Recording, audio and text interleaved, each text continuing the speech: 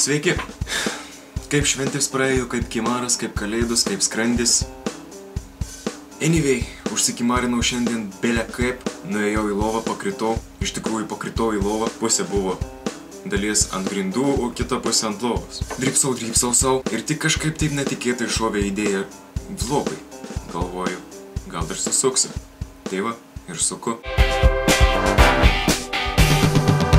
Olosiu šiandien šiek tiek apie sureikšminimus. Ir turbūt šiuo atveju pats geriausias pavyzdys bus mokykla. Oi, čia pizdėt, mokykla visą gyvenimą nulems, gyvensi taip, kaip išsilavinsi, blė. Arkit, arkliai, arkit. Bet tai tikriausiai nieko gero ir nenulėmė. Kaip tavo gyvenimą gali nulemti kelių valandų patikrinimas to, ką išmokai, tiksliau įsikalė ir įsigrūdai savo per prievartą į galvą per 12 ar 10 metų.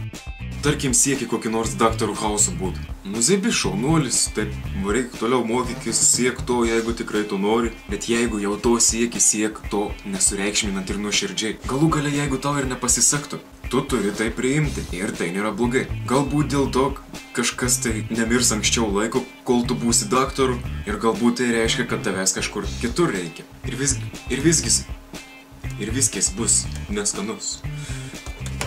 Ir visgi pasistenk išvelgti tai, ką tu gavai per visą tą tikslo siekimo procesą, nes pats procesas kažko siekiant yra svarbesnis už rezultatą. Turiu omeny,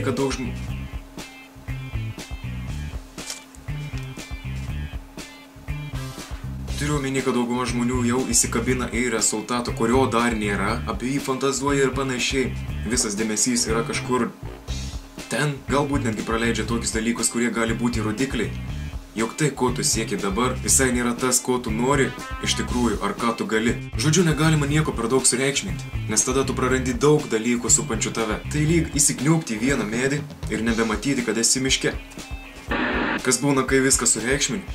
Prarandi ramybę. Tada tu gyveni triesdamas iš vieno tvoros galo iki kito, stresuoji, lakstai, taškaisi, dėl visko plėšaisi, pradeda kiti dalykai nesisekti. Tiesiog gyvenimas pavirsta į kankynę.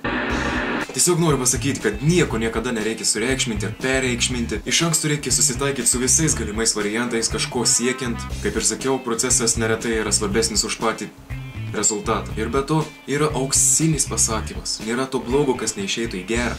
Visada kažkas, kas yra nutikęs tavo manimu blogai, turi ir gerą pusę. Tik ne visi tą moka įžiūrėti. Arba kartais net nenori ir kankinasi savo. Tik pažiūrėkit, aš kankinuosi, man reikia dėmesio, davai.